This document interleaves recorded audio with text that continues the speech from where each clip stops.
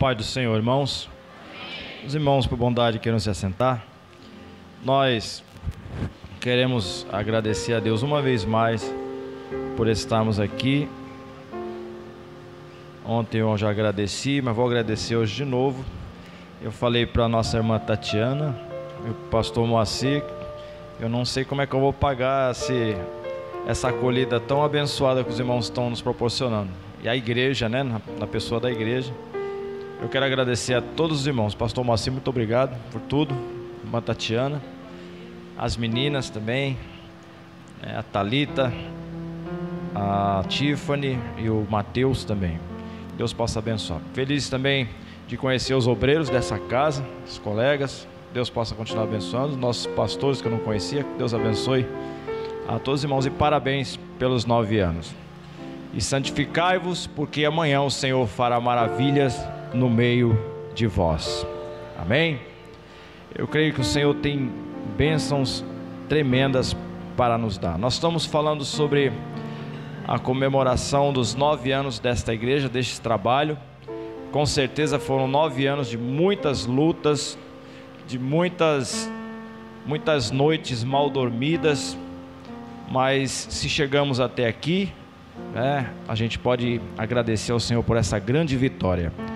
E até que o Senhor Jesus volte, que essa igreja, que em breve este lugar seja bem pequeno, que vocês tenham que procurar um lugar bem maior para agregar as pessoas que o Senhor com certeza trará para este lugar.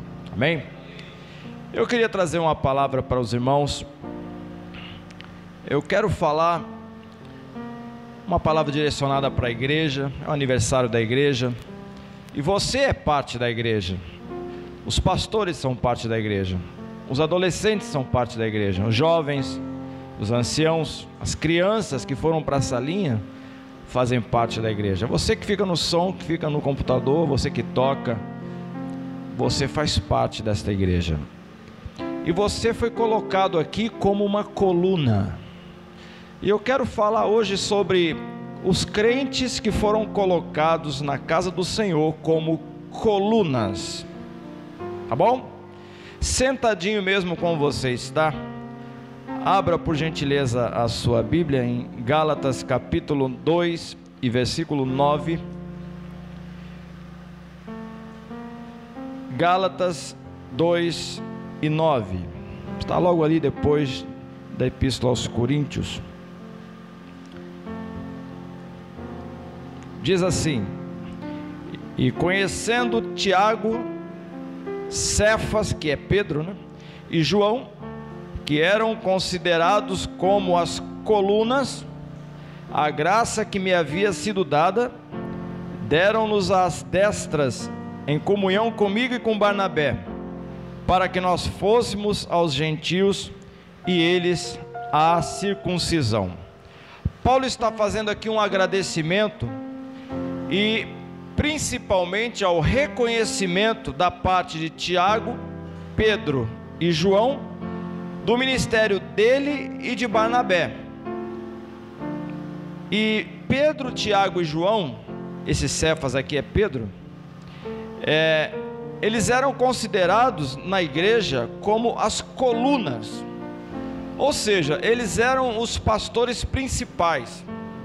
E é interessante que quando a gente está lendo o Novo Testamento, a gente vê que Jesus tinha 12 discípulos, mas nos momentos de maiores revelações estavam Pedro, Tiago e João. E as crianças até cantam um corinho bonitinho que é Pedro, Tiago, João no barquinho. Não é isso? Então Pedro, Tiago e João eram pessoas especiais, estavam sempre próximos de Jesus. E não é à toa, Jesus os colocou como líderes de grupos dentro desses 12 discípulos, e eles eram considerados até por Paulo como colunas. E Paulo então agradece a estas colunas que reconheceram o ministério dele, de Barnabé, de pregar o evangelho àqueles que não eram judeus, enquanto eles pregavam para o seu povo, que eram os israelitas. Então nós percebemos aqui, irmãos, a grande importância do nosso ministério ser reconhecido. ficava feliz quando o pastor Moacir agradecia ao nosso querido pastor que nos visita aqui pelo apoio, ao pastor Gutenberg também, aos irmãos, que não chegaria sozinho aqui, aonde chegou aos 9 anos, se não fosse a ajuda dos irmãos. Então a gente louva ao Senhor porque os irmãos, de certa forma, reconheceram o ministério e a chamada do pastor Moacir, né? Então ele se sente apoiado. Nós vamos falar sobre algumas características da coluna. Nós vamos ver passo a passo. Você, como coluna, você tem responsabilidade nesta grande obra de Deus. Mas o que vem a ser uma coluna? Se você pegar o dicionário Aurélio, ele diz lá que é um pilar cilíndrico ou de outra forma que sustenta uma abóbada, uma estátua, enfim, em geral de base, fuste e capitel. É um objeto análogo a este pilar, e qualquer forma, estrutura ou formação conformadas com uma coluna. Então, coluna é algo que sustenta, né? Você está vendo aqui coluna, isso aqui é uma coluna, né? É uma parte da construção que é colocada para construir. A primeira coluna de uma construção a gente não vê, e elas estão enterradas. Essas colunas, elas são chamadas de alicerce. E eu e você, como colunas nessa grande obra, nesse grande edifício espiritual, porque lá em Efésios 2, 19 e 21, olha o que diz lá: assim, pois, não sois mais estrangeiros nem forasteiros, antes sois concidadãos dos santos e membros da família de Deus, edificados sobre o fundamento dos apóstolos. Aí, edificados sobre os fundamentos, alicerce dos apóstolos e dos profetas, sendo o próprio Jesus Cristo a principal pedra de esquina, da qual todo edifício é bem ajustado e cresce para templo santo do Senhor. Então aqui o apóstolo Paulo, ele está nos considerando pessoas importantes que estamos fundamentados em alicerce. Não se constrói, irmãos, prédio, casa, seja o que for, em cima de terra. Você tem que criar um alicerce, e aqui com certeza tem alicerce aqui fundamentado. E todo alicerce, que é uma coluna, é a primeira coluna de uma construção, ela tem que ter duas características. A primeira delas é a firmeza. Quando a gente fala de firmeza, o que é uma firmeza? Fala de convicções. Se as suas convicções forem firmes, a sua fé vai ser firme. Se a sua convicção for meio morocochô, a tua fé vai ser não muito boa. Então a primeira característica de um alicerce é que ele tem que ter firmeza. Tito 3,8 diz: fiel é esta palavra, e quero que a proclames com firmeza. Você tem que ter convicção daquilo que você fala. Se você prega que Jesus está voltando, você tem que querer que Ele volte. Se você crê que Jesus cura, para de reclamar dessa dor. Se você crê que a vitória vai vir para você, para de ficar procurando vereador, deputado, presidente. Espera no Senhor. Quem tem convicção firme tem fé inabalada. E uma fé alicerçada na verdade nos guarda do engano. Você sabia disso? A segunda epístola de Pedro, no capítulo 3,17, ele diz: vós, portanto, amados, sabendo isso de antemão, guardai-vos de que pelo engano dos homens perversos sejais juntamente arrebatados e descaiais da vossa firmeza. Então o Senhor espera encontrar em nós firmeza. Jesus tinha firmeza nas suas convicções. Quando ele dizia: eu sou o caminho, a verdade e a vida, ele não dizia: rapaz, me disseram, eu acho que eu sou o caminho, eu acho que eu sou a verdade, eu acho. Não, irmão, ele é, e ele dizia que era. Até quando foram prendê-los, Jesus não tinha beleza nenhuma para que o desejassem, ele não tinha nem um neon dizendo apontando assim, Jesus, Jesus. Judas teve que beijá-lo para que pudesse identificar a Jesus, você se lembra? E lá no Evangelho de João, quando foram prendê-lo, quando chegaram próximo de Jesus e perguntaram: é você Jesus Cristo? Ele disse: eu sou. Sabe o que aconteceu, irmãos? Os camaradas caíram por terra, que foi aquele mesmo eu sou que Moisés ouviu lá no Monte Sinai. Era o próprio Deus falando. Ele tinha firmeza nas suas convicções. A segunda característica de um alicerce, a primeira é a firmeza, a segunda é que um alicerce tem que ter profundidade. Ai, irmãos, aí é que a porca torce o rabo, como dizia minha avó. A coisa mais triste é você ouvir um professor de escola dominical que não tem profundidade. Ele vai sempre falar aquele rame-rame, vai mastigar mingau, e você, mas eu vim aqui para aprender a palavra de Deus, camarada só está lendo a lição. A gente que só fica na superficialidade, pregadores que só pregam superficialidade, não traz nada novo, e é agoniante ouvir alguém que não traz alguma coisa nova com profundidade, não é? O nosso querido irmão Moacir falou que nós não podemos fugir da simplicidade do Evangelho. É verdade, não podemos fugir da simplicidade mesmo, mas nós temos também que trazer um profundo conhecimento das coisas que o Senhor quer para nós. Então, o alicerce, ele tem que ter profundidade, né? Jesus, certa vez, lá em Lucas capítulo 8, estava conversando com algumas pessoas, e falava algumas parábolas, para que as pessoas pudessem entender de forma mais simples, porque a parábola não é nada mais, nada menos, é um ensino, são histórias irreais, que trazem ensinamentos reais e profundos. E Jesus não falava nada que as pessoas não pudessem entender. Ele sempre comparava o reino dos céus com alguém que semeava, com alguém que puxava uma rede. Era coisa do dia a dia, as pessoas entendiam muito bem o que ele estava falando. Mas tinha hora, irmãos, que ele falava de forma tão simples, mas mesmo assim as pessoas não entendiam. E Jesus certa vez disse o seguinte: a vós é dado conhecer os mistérios do reino, mas aos outros se fala por parábolas, para que vendo não vejam e ouvindo não entendam. Então, quando o Senhor fala conosco, embora Ele fale de coisas simples, mas o crente que tem o Espírito Santo de Deus, aquela coisa simples, ela vai lá no profundo do nosso ser, e é ali que o Senhor começa a trabalhar na nossa vida. E é interessante, irmãos, que nós, como colunas na casa do Senhor, nós somos colocados nesse edifício espiritual. Eu não estou falando desse edifício de alvenaria. Ontem nós falávamos que o templo que o Senhor nosso Deus habita, não é esse de alvenaria, mas é você, sou eu, somos nós. Então nós, nesse templo espiritual, aqui está reunida nessa casa de oração hoje, o templo é o lugar do templo, onde os templos do Senhor estão reunidos, e Jesus está aqui. E quando nós começamos a entender desses mistérios da parte de Deus, e nós como colunas temos essa responsabilidade de disseminar, de passar à frente essas profundidades que nós temos aprendido.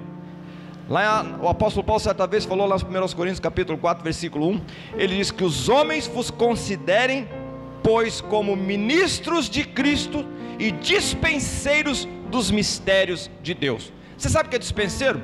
A nossa irmã veio trazer gentilmente água aqui para nós, ela veio com a bandejinha, com todo carinho, né? Ela é como uma dispenseira, não é? Dispenseiro é aquele que tem alguma coisa para servir. Dispenseiro é aquele que tem alimento para dar para aquele que está necessitado, que está faminto.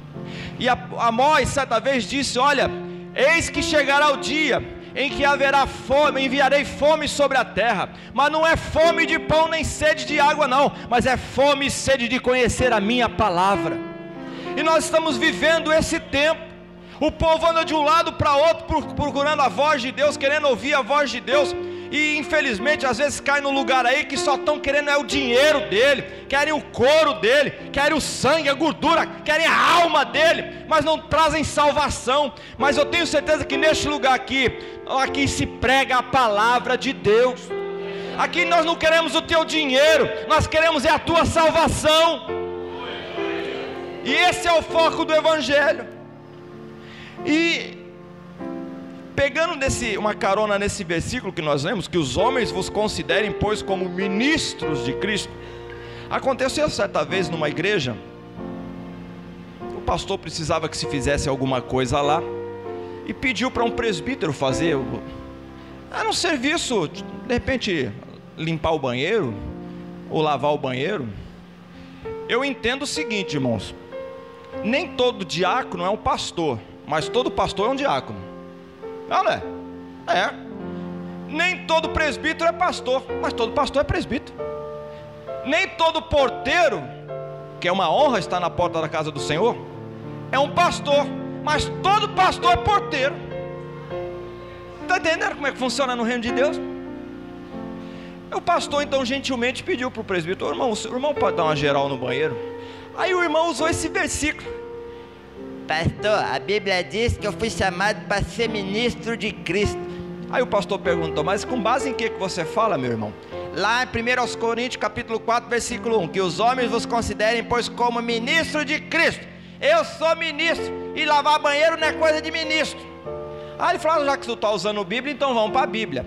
Você sabe no original o que significa esse ministro aqui?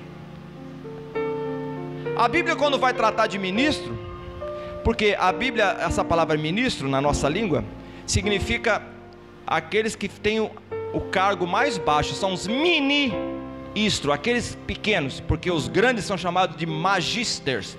Magister, os magistérios são os maiores, e os ministers são os menores. Mas no original, no grego, na língua grega que foi escrito aqui, quando se vai falar de escravo, de empregado, ou de ministro, esses que trabalham aqui, ela usa ou diáconos, que é esse que trabalha na igreja, ou diaconel, que é o administrador, ou o hierúrgios, que é aquele que trabalha tipo um funcionário público, ou litúrgios, é aquele que trabalha num templo. Mas a palavra que é usada nesse texto aqui não é nenhuma dessas quatro, nem diaconel, nem diácono, nem litúrgio, nem hierúrgios. A palavra que está usada aqui é a palavra que designa remador de galé. O remador de galé era um escravo que era colocado na galé, e a função dele era tomar chicotada, e ao som de vai, tome lambada, pá, vai, vai, era o serviço dele. Então Paulo usa exatamente a figura de um remador de galé. E o remador de galé, quando a gente olhava a galé, que é um barco grande que só ficava aqueles remos para fora, aquele monte de remo de um lado e outro de outro, a gente só enxergava o remo, ninguém conseguia enxergar quem estava remando. E a obra de Deus é assim. Por isso que Paulo usou exatamente esse texto aqui, essa colocação, que foi para dizer: aqueles que acham que são alguma coisa, aprenda que você aqui é remador de galé. A única coisa que tem que ser vista de você é teu remo. E o que nos resta, o que nos sobra, é só tomar chibatada no lombo e obedecer. Vapo, ai, vai, e vai, e vai. E tem camarada se achando ministro na casa do Senhor. Tu é remador de galé. E todo lugar que ficava o remador de galé, ficava gota de sangue das bolhas que estourava na mão dele. Leia a história que você vai ver. Então a palavra que ele usa aqui é remador de galé. Então as colunas, nós temos essa responsabilidade de passar para frente os mistérios do Senhor. Nós estamos falando que coluna tem que ter profundidade, alicerce tem que ter profundidade. E quando a gente fala de fundamento, de profundidade, a palavra de Deus nos diz que ninguém pode lançar outro fundamento além do que já está posto, que é Jesus Cristo. Se subir alguém aqui nessa tribuna e começar a pregar outra coisa que não seja Jesus, seja anátema, seja maldito, irmãos. Aqui é o lugar de se falar da pessoa de Jesus Cristo. Aqui o maior é Ele, a estrela é Ele, a glória é dEle, a honra é dEle. É dEle. E nós pregamos baseado nesse fundamento. É o fundamento. E quando a gente faz as coisas sem fundamento, irmãos, é uma tristeza, é uma tragédia. Quando a gente faz as coisas de Deus sem conhecimento, é pior ainda. Tem tem um fato, um episódio muito sinistro que aconteceu no primeiro livro de Samuel, quando Israel estava em crise espiritual, capítulo 5, e foi até na sequência do texto que o nosso irmão Gutenberg, né, fez a leitura, que falou ali da voz que Samuel ouviu. Ele estava num ambiente ali terrível, onde Eli era o sumo sacerdote, e ele tinha 2 filhos, Ofni e Finéias, que eram 2 malas sem alça, que não tinham compromisso com Deus. Pensa nos camaradas que não... Irmãos, coisa do cão. Eles eram homens que deveriam dar o exemplo e ficavam se prostituindo na porta do tabernáculo. Eles tinham que oferecer sacrifício a Deus, e tinha sacrifício que eles não podiam participar, porque era para ser queimado até o fim. Eles davam ordem para os empregados lá, os levitas, irem e meter o garfo no sacrifício e pegar a carne crua para comer. E a Bíblia diz que Eli, o seu pai, que era o sumo sacerdote, via aquelas coisas erradas e não falava nada. E é interessante que a Bíblia diz que o pai estava ficando cego mesmo, naturalmente, só que espiritualmente também. E a Bíblia diz ainda que o pai deles estava gordo. E não é exatamente isso que acontece em muitas igrejas, irmãos. O pastor está vendo que os camaradas estão fazendo a coisa errada, que estão cometendo abominação dentro da igreja, mas fica caladinho, porque está usufruindo das picanhas mal passadas que os seus obreiros estão trazendo para si. Enquanto não estiver faltando a picanha mal passada para ele, ele vai fazendo vista grossa e vai ficando gordo. Isso está na Bíblia, irmão. Essa coisa que aconteceu há mais de 1000 anos atrás, e é atualíssimo.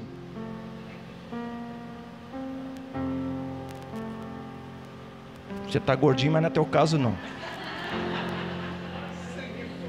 É porque a Tatiana cuida bem. Se eu ficasse aqui mais uns 3 dias, eu já estava nesse caminho aí. Muita bênção. E o que aconteceu na sequência, ato contínuo? Pelo fato de estarem, né, vivendo essa crise, aqueles que deveriam dar exemplo estavam cometendo pecado. Deus usou, e Deus sempre faz isso, usou da instrumentalidade dos filisteus, e teve guerra dos judeus contra os filisteus.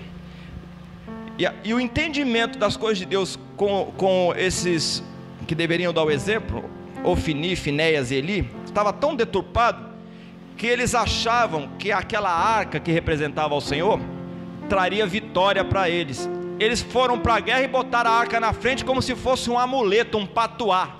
Tipo assim, nós vamos levar a arca, quero ver se a gente não vai ganhar a guerra. Sabe o que aconteceu, irmãos? Tomaram um sacode e ainda roubaram a arca. Nós estamos falando aqui que todo alicerce tem que ter profundidade. E quando a gente faz as coisas de Deus sem conhecimento e entendimento, a gente vai pagar um preço. Sabe o que aconteceu, irmãos? Os filisteus roubaram a arca, levaram lá para o templo de Dagon, que era o deus que eles adoravam.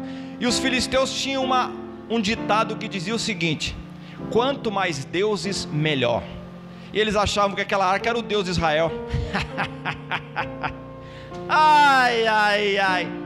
Pegaram a arca, botaram dentro do templo de Dagon. Sabe o que aconteceu, irmão? Botaram lá, no outro dia quando chegaram, o Deus Dagon tinha caído com a boca no pé da arca. Aí os camaradas, rapaz, aconteceu alguma coisa aqui dentro. Que treco é esse? Levanta esse Deus de novo. Aí levantou o Deus e está a arca do Senhor lá. Irmãos, Deus, aquela arca não era Deus, mas ela representava Deus. No outro dia, quando chegaram lá, irmão, aí o negócio foi pior. O Deus quebrou em 3 partes e a cabeça ficou rolada perto da porta. Eles falaram: eita meu pai, agora que o negócio complicou. Não sendo suficiente, o Senhor mandou praga de rato e de hemorroida para o povo. Leia na tua Bíblia depois. Irmãos, hemorroida é igual dinheiro. Quem tem, diz que não tem. Você tem dinheiro? Aí, tá vendo? Depois você lê na tua Bíblia 1 Samuel capítulo 5 em diante. Deus então mandou uma praga. Ela ficou por 5 ou 6 meses rodando lá entre as 5 cidades dos filisteus. E era praga de rato e hemorroida em todo mundo. E a Bíblia diz que era tumores que saíam neles. Olha aqui, 1 Samuel 6,11. Também puseram a arca... aqui ó. 1 Samuel 5,11. Porque havia pânico mortal em toda a cidade, e a mão de Deus muito se agravara sobre ela, pois os homens que não morriam eram feridos com tumor, de modo que o clamor da cidade subiu até o céu. Irmãos, é que tu não tem hemorroida, mano. É muito ruim, terrível. E deu praga de rato também. Nós estamos falando aqui que alicerce tem que ter profundidade. E quando a gente faz as coisas de Deus sem conhecimento, a gente vai pagar um preço. Aí chamaram os pai de santos macumbeiros lá. O que nós vamos fazer para resolver esse problema? Aí um lá teve uma brilhante ideia. Já sei, vamos fazer um carro novo, um carro de boi. Vamos botar a arca em cima e vamos fazer 5 esculturas de rato e 5 esculturas de hemorroida. Irmãos, eu nunca vi escultura de hemorroida, mas a Bíblia diz que eles fizeram 5 esculturas de rato de ouro e 5 esculturas de ouro de hemorroida. Botaram numa caixinha e botaram junto com a arca e devolveram para os israelitas. Então tira esse negócio daqui, porque para eles pode ser bênção, mas para nós está sendo maldição. Irmãos, aprenda outra lição aqui. O que é bênção para você é para você,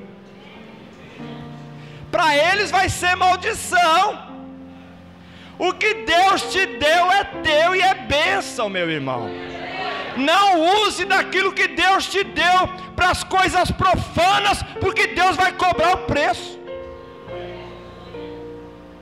Vai. Irmãos, e não é exatamente isso que tem acontecido nos nossos dias? Veja que eles roubaram a arca, devolveram a arca com carro novo e com escultura de ouro de hemorroida e rato. As pessoas que começam a querer pregar evangelho sem ter sido chamada para fazer isso, com outras intenções que não a de trazer a salvação, elas sempre vão trazer o evangelho com algumas novidades. Sempre vai vir hemorroida e rato no meio. Vem! Você quer ver como vem? Tem igreja por aí ensinando atos proféticos. Camarada voa de helicóptero em cima de uma cidade, joga óleo lá de cima e diz: estamos profetizando que vamos ganhar a cidade para Jesus. Irmãos, a cidade se ganha pregando o evangelho, não é jogando óleo não. Isso é rato e é hemorroida. Outros, a confissão positiva: Senhor, tu tens que me dar, eu determino. Quem sou eu para determinar alguma coisa para Deus, irmão? E o camarada ainda prega: tu tem que botar Deus no canto, pegar no pescoço de Deus, tu tem que me dar, porque a tua palavra... Coisa nenhuma, irmão. É coisa nenhuma. Eu tenho que obedecer, o Senhor não tem que me dar nada. Tudo que nós temos é por graça, irmão. É favor imerecido, eu não merecia nada. Quem sou eu para determinar? Eu sou lá Deus para determinar alguma coisa? Se Deus quiser, Ele me dá, Ele é Deus. Se não quiser também, Ele é Deus, irmão. Tu pode meter Deus na justiça se Ele não te der, e assim mesmo, Ele vai continuar sendo Deus. Não vai mudar não. E poderia falar de um monte aqui, mas o tempo não nos permite. E depois, pior que aparece até defensores desse povo aí. Mas pastor, o negócio é tão diferente, é uma inovação, é tipo assim, é ouro, tem o brilho do ouro, tem um certo valor, é original, mas é rato, meu irmão. Parece que é brilhante, chama atenção, é ouro, mas isso é hemorroida.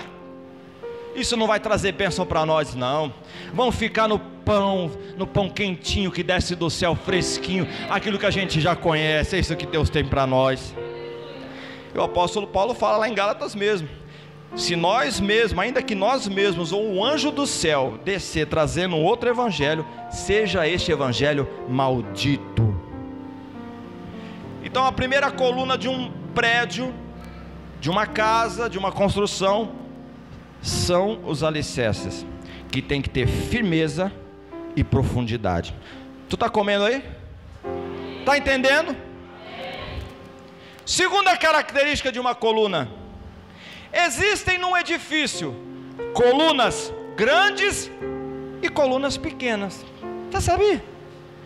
A minha profissão não é construtor. Com certeza deve ter aqui pedreiro, servente, engenheiro, de repente, quem tem engenheiro civil, né? Não é minha profissão. Minha profissão é de comunicações. Mas é verdade, toda construção tem colunas grandes e colunas pequenas. Quando eu estava fazendo essa mensagem, eu lembrei, sabe de quê? De Salomão. Salomão é um camarada tremendo. Não houve mais esperto que ele, né? Mais sábio que Salomão, a Bíblia diz que não teve homem na terra, né? Jesus não conta, Jesus é Deus. E lá no primeiro livro dos Reis, capítulo 10, olha o que ele fez. A Bíblia diz que também o rei Salomão fez 200 escudos, irmãos, desse tamanho. Cada um pesa 200 escudos de ouro deste tamanho, mais ou menos. Cada um pesando 7 quilos de ouro. É bravo, né, irmão? Olha a riqueza do camarada. Ele fez 200 escudos desse, sabe o que é escudo, né? Aquele escudo, pá. 200 desse tamanho, pesando 7 quilos de ouro puro. Ele fez 200. Se fosse aos preços, eu procurei saber quanto é que custaria todos esses escudos hoje. 180 milhões de reais. Olha a riqueza do caboclo. Ele mandou fazer também 300 escudos menores, redondinhos, que pesava 2,4 kg de ouro puro. 300. Hoje valendo aí uma bagatela de 92 milhões de reais, todos esses 300 escudos. O cara tirava uma onda, né, irmão? Sabe para que ele mandou fazer esses escudos? Porque quando ele entrava no templo, ele mandava que a guarda ficasse perfilada com aqueles escudos. Imagine todo mundo, aqueles 500 escudos, né? 250 de um lado, 250 de outro, né? Porque era 300 mais 200, né? Dá 500, né? Aí ficava aqueles soldados todos perfilados com aqueles negócios brilhantes de ouro, e devia ser escudo polido, igual um espelho. Sabe para quê? Olha que camarada abusado. Só para que quando ele entrasse no templo, a imagem dele refletisse naqueles escudos, e ele ia em direção ao templo. Está na Bíblia. E foi assim durante os seus 40 anos de reinado. Mas sabe o que aconteceu um dia? Salomão morreu. Quem assumiu? O filho dele, um sangue ruim chamado Roboão.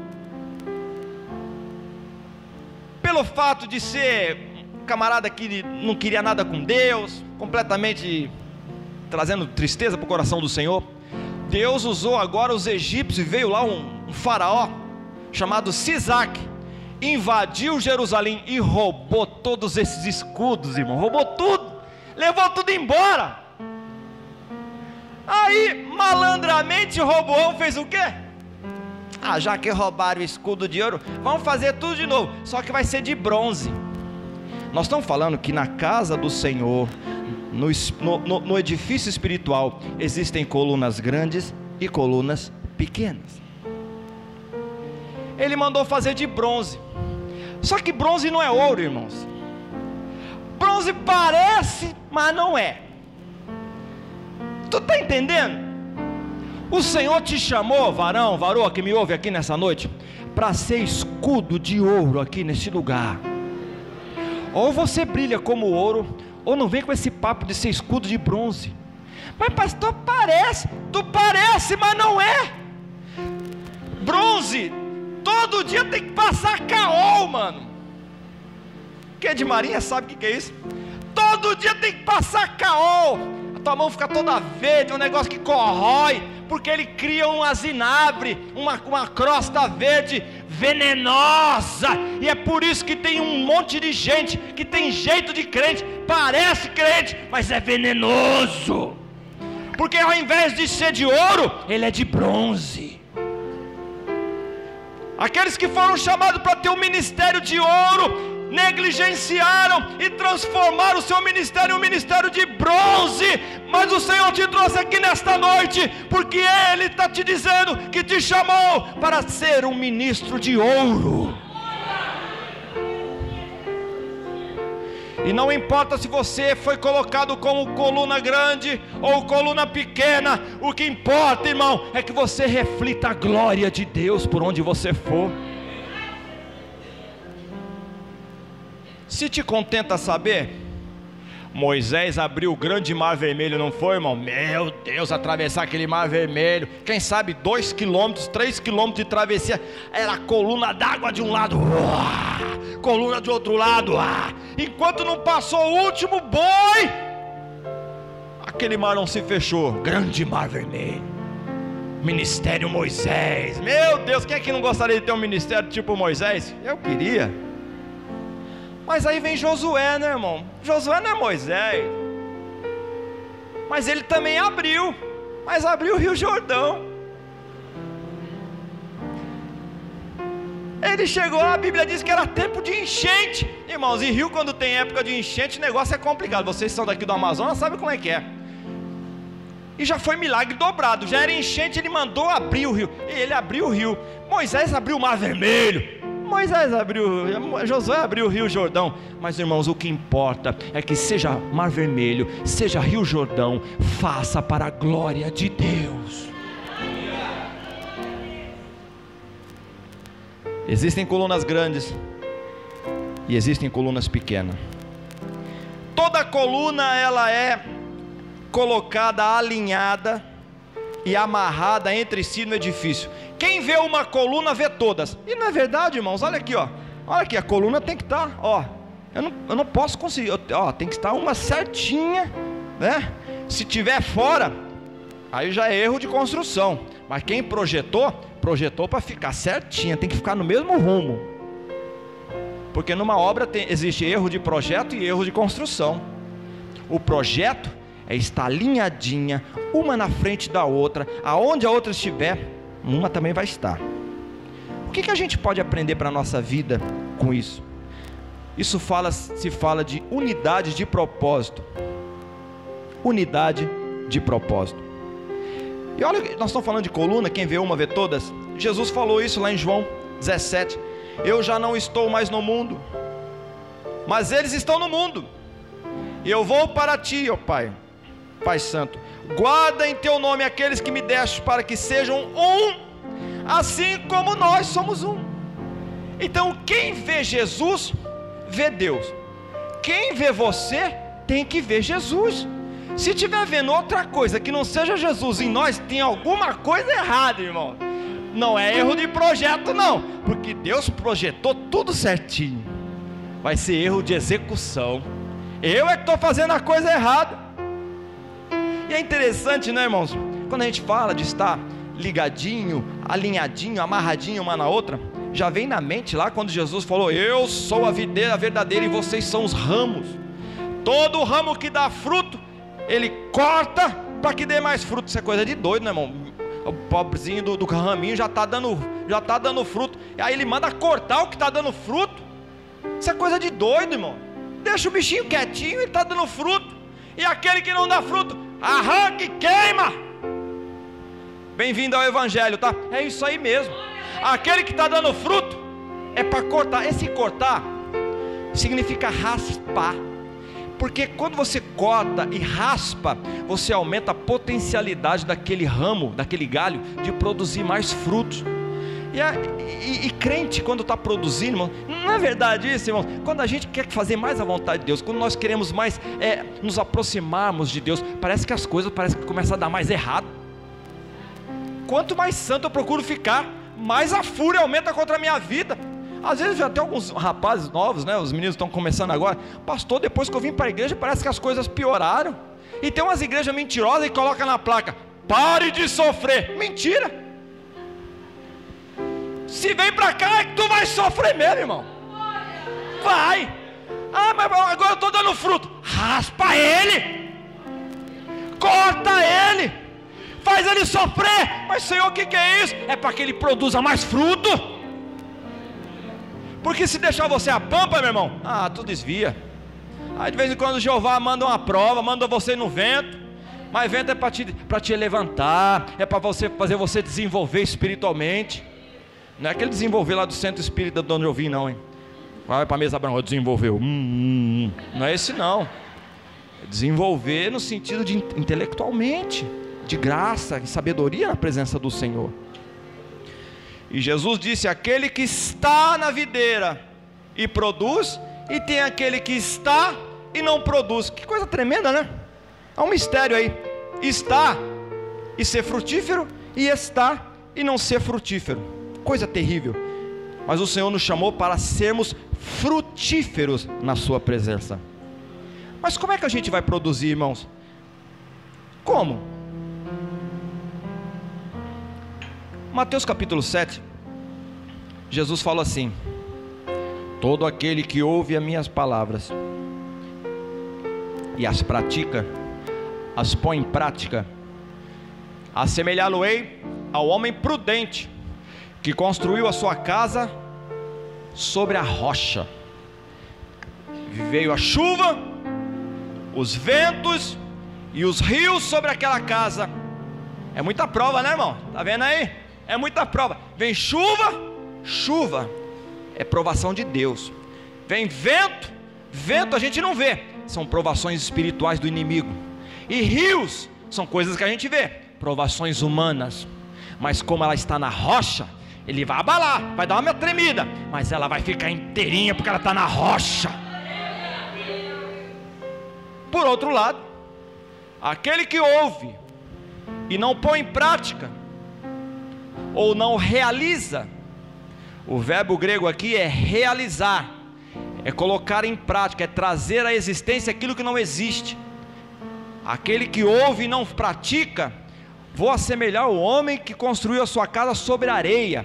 Vieram essas mesmas provas, chuva, vento e rio, e como a casa estava em cima da areia, o que aconteceu? Foi embora. E Jesus ainda disse: foi grande a sua ruína. Aquele que está na rocha, ele está em Cristo, irmão. A prova vem, mas ele está ali. Quem está fundamentado na areia, a areia, se você botar areia no microscópio, é um monte de areia, de sedimento que não tem ligação uma coisa com a outra. Aquele que está ligado na rocha, ele está ligado na palavra. Aquele que está ligado em areia, ele está ligado em CD de pregador tal, em DVD de fulano de tal. Mas a palavra que é bom, nada, é areia. A primeira prova que ele tiver, ele não vai aguentar. E tem uma coisa interessante, né, irmãos? Ele está falando aqui de construir casa, é alicerce. Ninguém compra casa cavando para ver se tem alicerce. Alguém já comprou casa aqui, já foi cavar para ver, tem alicerce nessa casa aqui? Você confia? Não, eu vou morar aqui, tem alicerce? Olha, eu não sei não, meu avô falou que tinha. Mas você cavou para ver? Cavei não. E ninguém faz isso. Você vai na confiança, não é? E às vezes, irmãos, a casa que foi construída na rocha é uma casa que você olha assim, a casinha sem emboçar, sem rebocar, tem um cachorrinho vira-lata amarrado no portão, um portãozinho de madeira, um fusquinha meia-meia na garagem, ninguém dá nada por ela, mas ela está na rocha.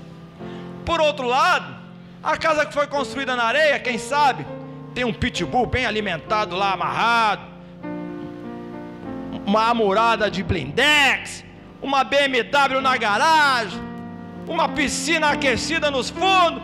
Só que, irmãos, infelizmente, a casa está em cima da areia. Nem tudo aquilo que aparenta ser é. Cuidado, hein? Cuidado. Então, as colunas estão interligadas. Vamos correr que não vai dar tempo, só vai ficar muito longo. Toda coluna deve sustentar o edifício. Tira essa coluna aqui para você ver. Vai despencar tudo, porque ela foi colocada aí para sustentar essas tesouras, né, que é chamada aí. Ela tem que aguentar. Então as colunas foram feitas para sustentar todo o edifício. E você sabia que você, como coluna, foi chamado para sustentar também? Sustentar é dar suporte, é orientar no sentido de pregar o evangelho, de ensinar aqueles que não conhecem. Certa vez lá em Lucas capítulo 9, Jesus multiplicou, estava acompanhado de um monte de gente faminta, e Jesus falou assim: olha, vamos dar ô Jesus, manda esse pessoal embora aí, porque já cruzou, já está quase a hora do sol se pôr, e não tem onde comprar pão aí, como é que nós vamos comprar pão para essa rapaziada toda? Só homens eram 5.000, fora as mulheres, as crianças que não eram contados. Jesus, sabe o que Jesus falou para eles? Dai-lhes vós de comer. Aí procuraram lá, você conhece a história, acharam um rapazinho que tinha 5 pães de cevada e 2 peixinhos. Pão de cevada na época de Jesus era pão de escravo, só gente miserável comia pão de cevada. Pão bom era pão de trigo, igual a gente come aqui. Pão de cevada é só que não tinha condições, era o pão dos humildes também chamado. E esses peixinhos, irmãos, eram peixe seco no sol. Era um peixinho que você pegava pelo rabo, ele levantava inteirinho assim, duro. Diz que lá no Nordeste que tem muito desse peixinho. Até um rapaz que trabalhava comigo, ele falou que ele comeu muito desse peixinho seco. Lá é chamado de pior sem ela. Aí um dia ele perguntou para a mãe: por que chama pior sem ela, meu filho? É porque já é ruim com ela, é pior sem ela, né? Então Jesus pegou exatamente esses 5 pãezinhos que não valiam nada, e esses 2 esses peixinhos carangados, seco, igual essas piranhas que vendem aí seca para turista, né? Sequinha, carangada. E mais ou menos 10.000 pessoas se alimentaram e recolheram 12 cestos de pães. Eu não sei o que você tem para servir, eu não sei o que você tem para colocar à disposição do Senhor. Ah, Senhor, pastor, eu só tenho aqui, meu Deus, eu não sei nada, eu só tenho 5 pãezinhos de cevada, ou 2 peixinhos carangados, que ninguém dá nada por ele. Mas coloca isso que você tem nas mãos do Senhor, que Ele vai alimentar uma grande multidão. Você foi chamado para sustentar a coluna. Aleluia. Ah, papai, isso aqui eu tenho que falar. Infelizmente, irmãos, nós estamos falando que nós somos chamados para sustentar. Infelizmente existem pessoas que estão na igreja. Nós falamos alguma coisa ontem a respeito. Algumas pessoas almejam o episcopado. O episcopado é se tornar obreiro na casa do Senhor, pastor, presbítero. Isso é uma bênção, a Bíblia diz que é bênção. Se você quer isso, excelente obra você almeja. Obra, excelente obra. É faxina, meu irmão, é trabalho, não é posição só não é status, é obra.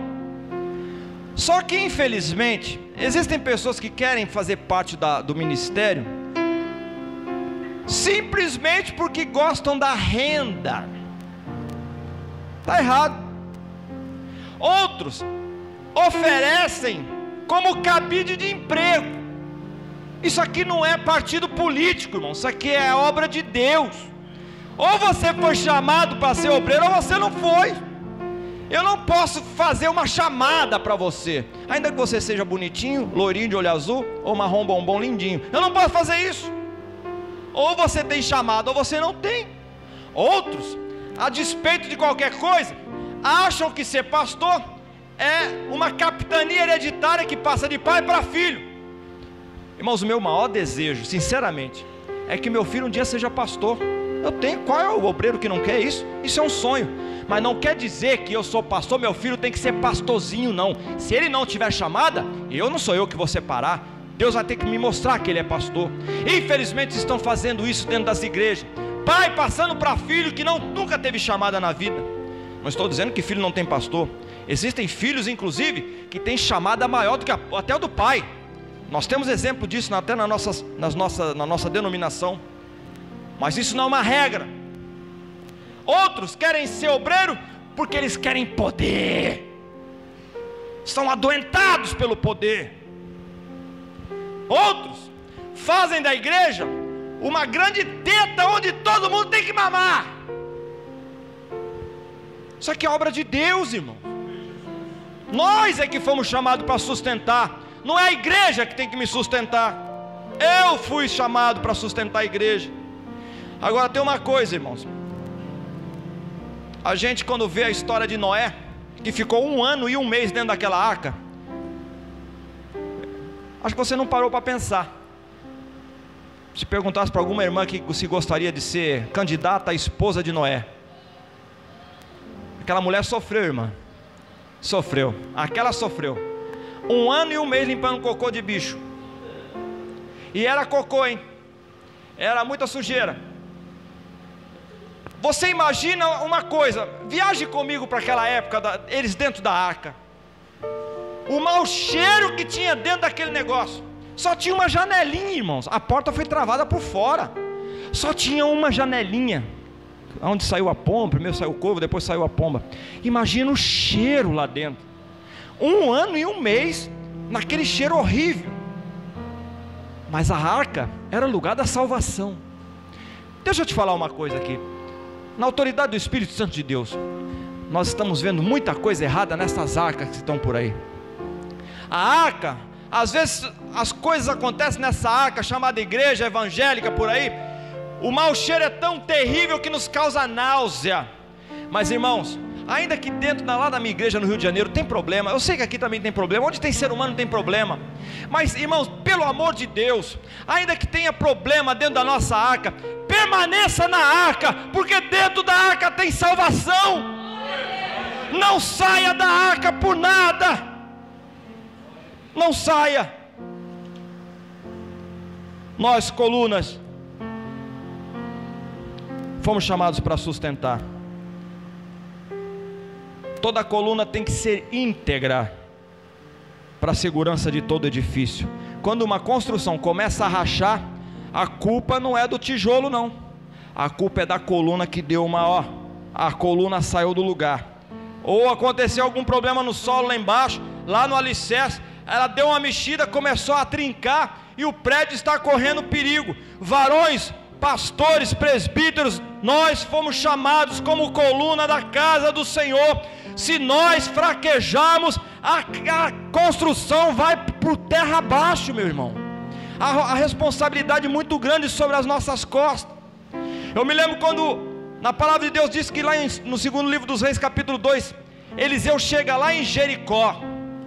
Ele chega lá depois de receber a capa de Elias, ele está cheio de poder, assumiu o ministério. Alguém procura ele e diz assim: homem de Deus, a terra aqui é boa, só que tem um problema. A terra está estéril. Ela já foi boa, ela está estéril e a água aqui é muito amarga. Aí Eliseu falou: a terra é estéril, a água é amarga. Já sei o que eu vou fazer. Me traga um prato cheio de sal. Irmãos, prato cheio de sal. Aí a Bíblia diz que ele pega o prato cheio de sal e pergunta: onde que é a fonte das águas? Aí diz: é em tal lugar. Ele foi na fonte das águas, jogou aquele prato de sal, e a Bíblia diz que aquelas águas foram saradas e a terra foi curada. É interessante, irmãos, a terra era estéril porque a água era amarga, era contaminada, era envenenada. Não é o contrário, não era a água que estava envenenada porque a terra era estéril, era o contrário. E às vezes nós, como pastores, obreiros, a gente gosta de botar a culpa na terra pelo problema que está acontecendo. E muitas vezes o problema está na fonte. Mas o Senhor nos trouxe aqui hoje para jogar sal na nossa fonte, para curar a coluna, para curar o teu ministério se tem algum problema. Ele te trouxe aqui porque Ele te chamou para sustentar toda esta obra. E se nós estivermos com problemas, irmãos, toda a obra vai ruir.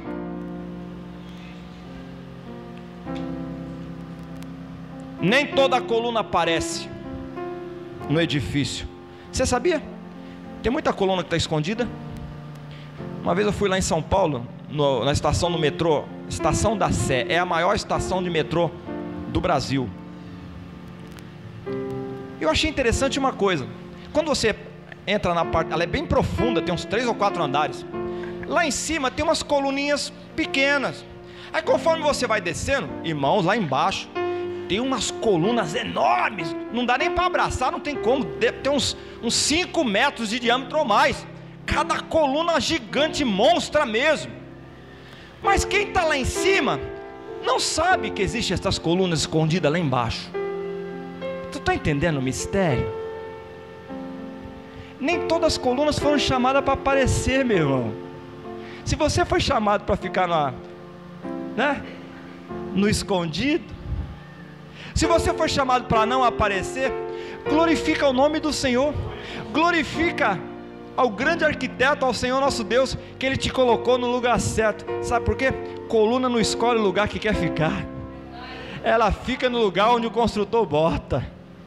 Mas pastor, tem uns que aparecem mais, aquele que dirige o culto, aquele que toca, esse está aparecendo mais. O pastor da igreja aparece porque é o tempo dele aparecer. De repente Deus tem uma chamada na tua vida, você não está aparecendo tanto hoje, mas o teu dia vai chegar e você vai aparecer mais. Mas hoje, que não é o teu dia nem o meu, vamos glorificar o nome do Senhor e ajudar aqueles que estão aparecendo hoje. E eu aprendo uma coisa, irmãos, que aquelas que estão lá ocultas, onde ninguém está vendo, são as mais resistentes. Porque lá no palácio do Assuero, no livro de Esther, capítulo 1, versículo 6, tinha coluna que só servia de enfeite lá, não segurava nada, ela só estava lá para enfeite. É igual aquela coluna que usa para ornamentação de casamento, ela não presta para nada, só está lá para aparecer. E infelizmente na obra do Senhor está cheio de coluna que só gosta de aparecer. É igual arroz de festa, tem festa ela aparece. Pastor Maciel, eu quero oportunidade. Vai te converter, rapaz. E eu quero terminar.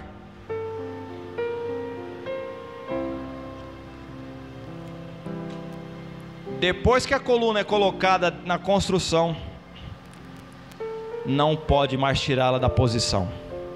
Coluna tem que ser respeitada. E sabe o que eu aprendo com isso? Que coluna tem que ser respeitada. Eu não posso tirar mais essa coluna daqui, porque ela tem a função dela. Foi o construtor que botou, o engenheiro. Isso aí tem uma planta assinada, eu não posso mexer. Coluna tem que ser respeitada. E o Senhor espiritualmente colocou uma coluna que está aqui para orientar, para apacentar vocês. E coluna tem que ser respeitada, irmão. Coluna tem que ser honrada. E uma vez colocada na posição, não pode tirar, porque se tirar, vai se acertar com aquele que colocou. Isso aqui não é obra de homem não, isso aqui é obra de Deus. Não foi o pastor Moacir que escolheu estar aqui, não foi o pastor que está aqui também nos visitando que pediu para estar onde está. Foi Deus que colocou essas colunas onde elas estão. E eu quero encerrar verdadeiramente agora com uma ilustração. Às vezes, irmãos, a gente vai para um culto, a gente vai para uma escola dominical, a gente vai para um estudo, e a gente vai, de repente, aquele crente que tem a possibilidade de estar na terça, na quinta, na oração do sábado, no domingo de manhã, no domingo à noite. E é interessante que a gente já está, às vezes, 1 ano, 2 anos, 10 anos na igreja. A gente, poxa, não sei se já aconteceu com vocês, eu já ouvi tanto da palavra de Deus, mas parece que eu não consigo gravar nada. Não é assim? Eu não consigo gravar. E me ocorreu uma ilustração de um jovem, um novo convertido, que fez exatamente esta pergunta para um missionário que estava no campo. Ele chegou, falou para o missionário: missionário, eu queria confessar uma coisa para o senhor fala tantas coisas bonitas, tantas coisas profundas, mas eu não consigo guardar tudo aquilo que o senhor fala. Será que eu estou em pecado? Ele falou assim: eu vou te responder, mas antes de eu te responder, faça um favor para mim. Aí tinha um cesto, um balaio, eu não sei como é que vocês chamam aqui, de vime, de palha, um cesto de palha, cheio de lama. Como é que é o nome? Pandeiro? Um pandeiro. Hã? Ah, paneiro. Um paneiro. E esse paneiro estava cheio de lama. E eles estavam num lugar bem alto. E o missionário disse assim: faz um favor para mim. Está vendo esse paneiro cheio de barro? Vai lá naquele rio lá embaixo, enche de água e traz aqui em cima. Aí, você está de brincadeira comigo? Isso é um paneiro tudo furado. Vai lá, rapaz, obedeça o pastor. E o rapaz foi, pegou aquele negócio cheio de lama, foi lá embaixo no rio, encheu, botou no lombo e está subindo rápido para chegar com água. E chegou lá em cima. Aí eu falei que o paneiro ia ficar vazio. Aí rapaz, né, você tem razão, vai lá de novo. Mas pastor, vai lá, rapaz. Aí, irmãos, o camarada foi umas 10 vezes lá, Moacir. Na última vez já estava com 1 metro de língua para fora. Ei, eu não falei, pastor, está vazio. O pastor, muito sábio, está vazio, mas você percebeu que ele ficou limpinho? Talvez você não consiga guardar tanta coisa assim, mas aquilo que você tem ouvido aqui na terça, na quinta, domingo de manhã, domingo à noite, vai deixar você limpinho. Eu queria convidar você para ficar de pé nesse momento em nome de Jesus. Coluna que foi chamada para estar aqui na presença do Senhor.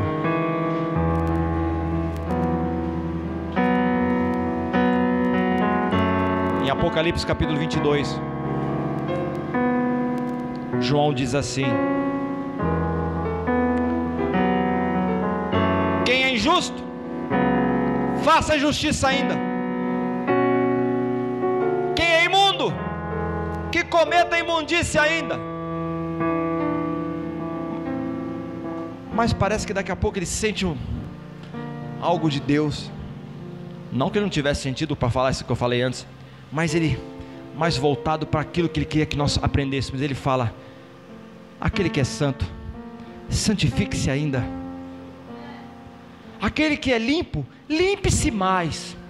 Eis que cedo venho e trago comigo o meu galardão para dar a cada um segundo as suas obras. Eu sou o Alfa, o Ômega, o princípio, o fim, o primeiro e o derradeiro. Bem-aventurado aquele que lava as suas vestes no sangue do Cordeiro, para que possa ter direito à árvore da vida e possa entrar na cidade pelas portas. Mas ficarão de fora os cães, os feiticeiros, idólatras, os adúlteros, homicidas, aqueles que se prostituem, todos aqueles que amam e cometem a mentira. Eu, Jesus, enviei meus anjos às igrejas para vos testificar todas as coisas. Eu sou a raiz da geração de Davi, eu sou a resplandecente estrela da manhã.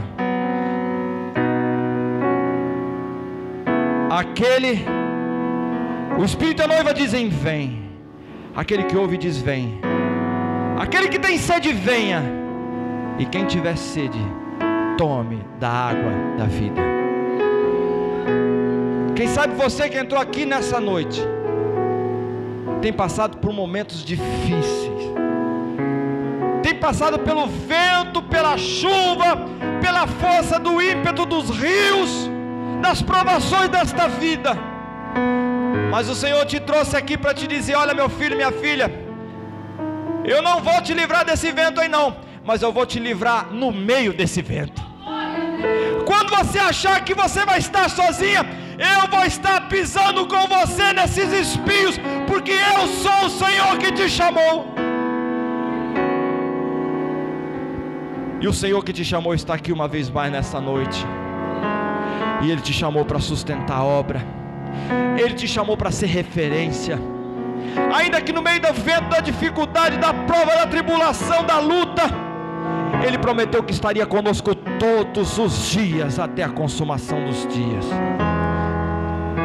Eu queria fazer uma oração por você que entrou aqui nessa noite.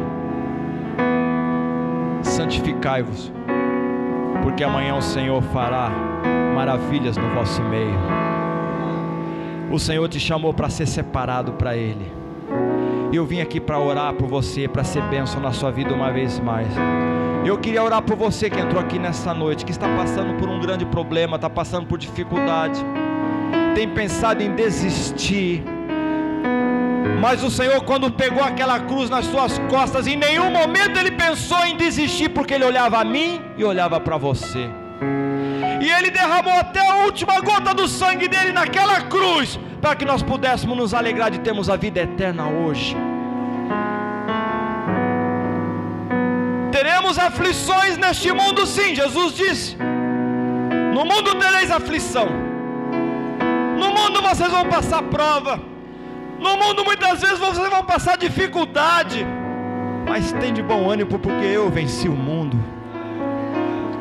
Ele te trouxe aqui para te abençoar nessa noite. Você precisa de uma oração, você precisa de um mover de Deus na sua vida. Vem aqui que eu quero orar por você. Saia do teu lugar, em nome de Jesus, e vem aqui que eu quero orar por você. Vem aqui, em nome de Jesus. Não permaneça do jeito que você está. O Senhor te trouxe aqui para te abençoar nessa noite. Vem aqui. É a enfermidade que está tirando a sua paz, são os problemas, as lutas dentro de casa que estão tirando a tua vontade de servir a Deus. O Senhor te chamou para ser bênção, para ser referência. Não importa se você é pequenininho, você se acha pequenininho, o Senhor quer que você resplandeça a glória dEle em você. Não importa o seu tamanho, não importa o tamanho do seu ministério, da tua chamada, o que importa é quem te chamou. Aleluia. Você que está aí atrás, levante a sua mão aqui para frente. Vamos orar pelos nossos irmãos que estão aqui, em nome de Jesus. Amado Deus eterno Pai, em nome de Jesus, nós queremos te pedir por estas vidas, Pai, que de alguma forma tem entendido que precisam do teu agir nas suas vidas. Pai, eu não sei o que eles precisam, ó Deus, eu não sei o que é mais emergente para eles, o que é urgente, Pai, mas em nome de Jesus, eu sei que Tu sabes o que é o melhor para eles aqui nessa noite. Pai, que Tu venha orientá-los, Tu possa abençoá-los, Tu possa dar um entendimento melhor daquilo que Tu tens para eles, ó Deus, o projeto de vida espiritual, aquilo que as Suas expectativas para cada um deles. Pai, em nome de Jesus, abençoa os Teus filhos, tirando todo o sentimento de não pertencer, todo o sentimento de desvalor. Pai, restaura a alegria no coração dos Teus filhos, restaura, Deus, a saúde dos Teus filhos, para que eles possam Te servir melhor. Abençoe cada família aqui representada e glorifica o Teu nome nestas vidas, é o que eu Te peço, em nome de Jesus, em nome de Jesus, em nome de Jesus. Quão grande é o meu Deus, cantarei, quão grande é o meu Deus. Que Deus abençoe você, meu irmão, minha irmã. Aleluia, leve essa palavra no seu coração. Aquele que te chamou, Ele vai garantir a vitória, porque Ele é Deus. Ainda que o inferno se levante e diga que não, o Senhor diz que sim, Ele vai fazer, porque Ele é Deus. Tem alguém entre nós nesta noite que quer entregar sua vida para Jesus?